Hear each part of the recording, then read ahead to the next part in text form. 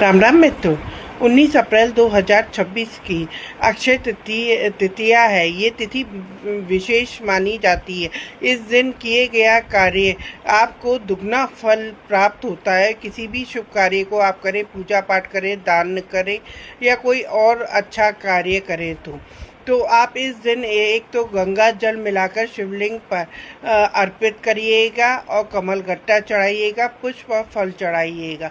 दूसरा, आजकल सोना चांदी तो बहुत ही महंगा है, तो आप थोड़े से जौ लीजिए और एक मिट्टी का पात्र लीजिए, उसमें जल भरिए और उस जौ को उसके ऊपर रखिए और किसी को दान दे दीजिए, फल भी रखकर।